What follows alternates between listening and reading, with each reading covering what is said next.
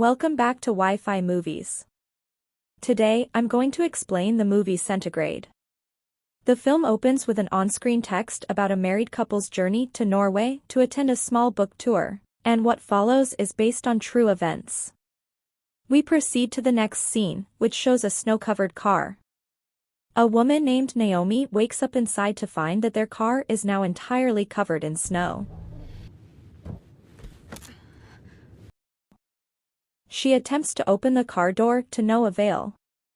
Naomi then wakes her husband Matt, and he soon begins trying to pry open the door as well, but fails all the same. Matt then tries to start the car to loosen the snow, but unfortunately the snow-covered engine shows no sign of life. This prompts the 8 months pregnant Naomi to panic, while Matt attempts to calm her down. When Matt is trying to open the back door, we can see that Naomi is starting to lose her patience, and begins to blame her husband. According to Naomi, they should have at least kept going for another 1 or 2 hours, so that they would have reached civilization by now, as opposed to pulling over to rest in the middle of nowhere like this. However, Matt argues that it was dangerous to keep going in the middle of a snowstorm in the middle of the night. After their quarrel subsides, Naomi tries her old-school phone to look for help. But because of course movie protagonists need to struggle, they are unable to get any service. To make matters worse, her phone battery is at 50%, meaning they need to save the battery, just in case a miracle happens. Matt pulls out a map to estimate their whereabouts, and tells her not to panic because another vehicle is bound to pass by at some point. Matt does all he can to get his pregnant wife comfortable, and tries to get her to cheer up by cracking a couple jokes amid the raging storm outside. He suddenly remembers that a rental guy provided him with a set of roadside kit, of which he has with him in the car right now. Matt digs around for things in his car and finds a blanket, a candle, along with several other items. Meanwhile outside, the raging storm only seems to get worse.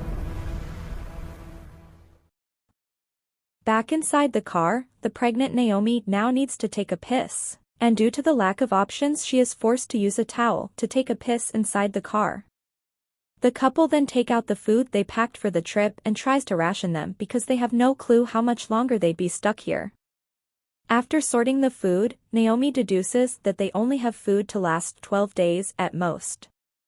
Matt suggests that they should take the chocolate they have with them into account, but Naomi objects, because she promised to hand the chocolate to her sister. Seeing that things are getting bleaker by the second, Naomi asks her husband to break the glass and dig their way out. Matt is against this because they don't know how bad things are out there, not to mention the freezing temperature. Therefore, Matt would rather they stay in the car and try to hold on with the food they have with them. This statement appears to vex Naomi, and the two begin to argue.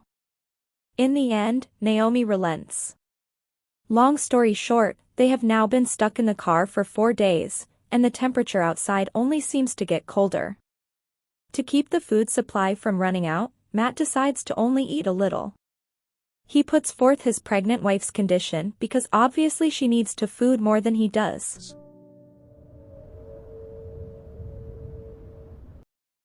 When Matt is asleep, he accidentally tips over their water supply. Matt gets upset that his wife forgot to put the cap back on, and they almost get into another argument, but he manages to keep his calm.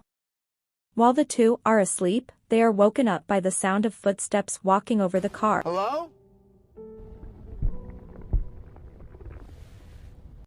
The two brighten up and appear hopeful, but their pleas for help are for some reason left ignored.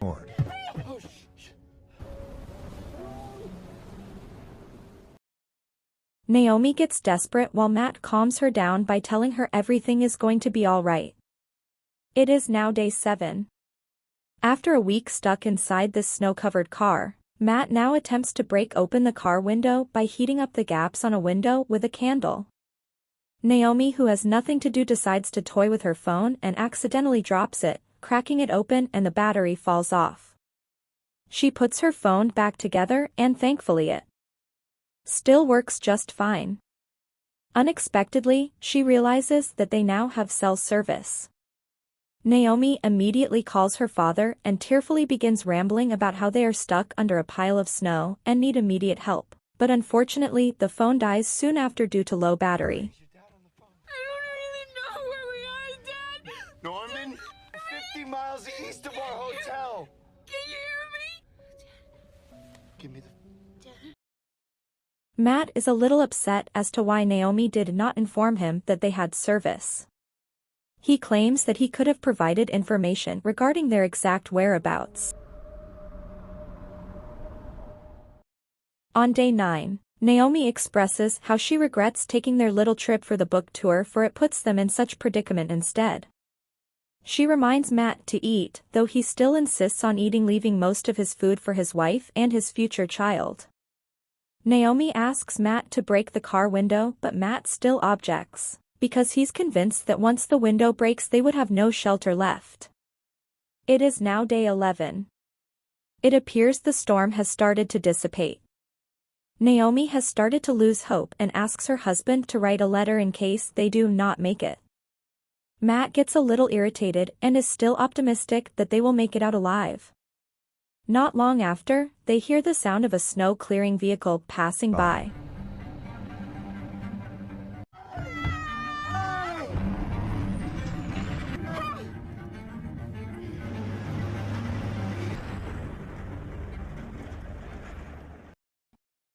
Unfortunately, they are not able to do anything and the car passes by them. Matt's optimistic facade falters and he breaks down crying. It is now Naomi's turn to soothe him. Day 15. After 2 weeks stuck inside the car, they have now run out of water since a few days ago. Matt attempts to take some ice from outside for them to drink. Their bodies are now growing weak due to the lack of food, though they still have a little left. At night, Naomi is woken up by a surge of pain. She takes off her layers of clothing and with ragged breathing she takes off the headrest. She then uses it to break the car window, of which Matt has opened a little earlier. Matt is woken up by the commotion and begins trying to calm his wife down. After she does, Matt realizes that his wife is having a contraction. In other words, Matt suspects that she may soon be in labor. Naomi looks scared, for neither of them is medically trained. What is it? Is it the baby? Oh, Matt, it's coming. With her husband's aid, Naomi struggles to push out the child. One more push. One more push.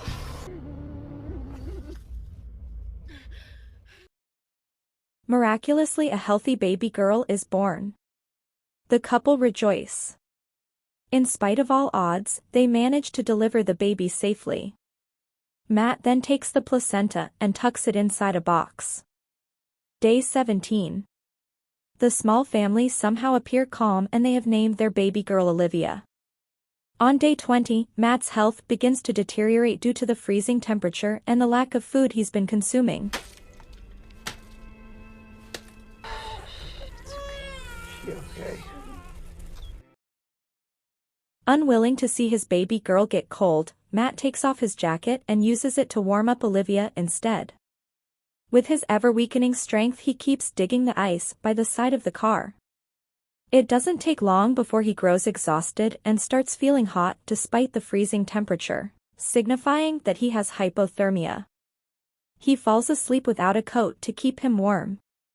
On the next day, Naomi asks Matt to fetch her some water, but she doesn't hear a response. Naomi decides to check up on him, thinking that he is merely asleep. Babe? Upon noticing how still he is, Naomi soon realizes that her husband has passed in his sleep. She has now lost the man she loves and baby Olivia has lost a man who would have been a loving father.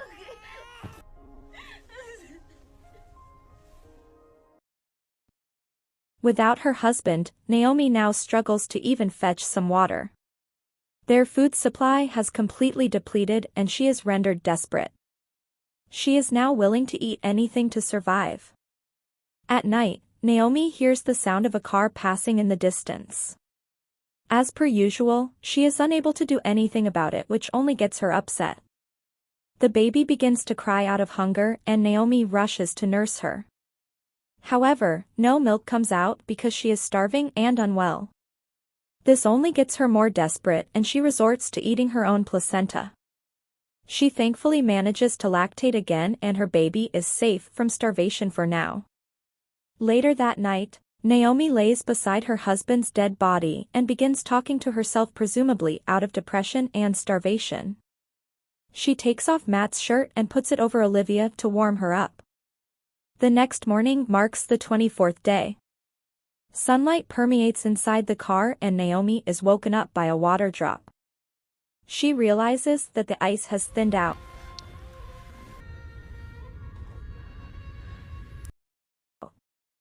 Without further ado, Naomi begins to dig through the thin ice.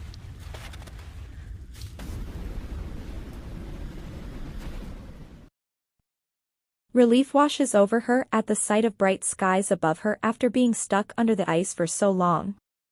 She immediately salvages what little she can carry with her and puts her baby inside a bag. Before Naomi sets off, she bittersweetly says her goodbye to her husband.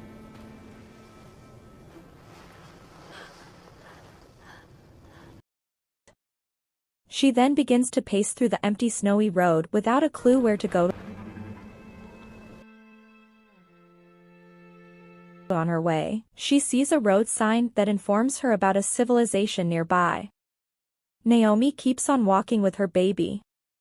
She walks for hours until the sun is about to set, and finally smiles upon the sight of a building in front of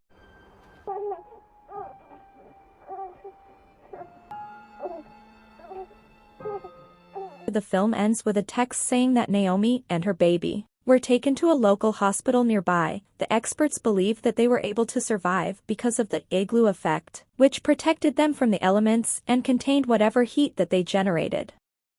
Today Naomi still actively writes and she dedicates all of her works to her late husband.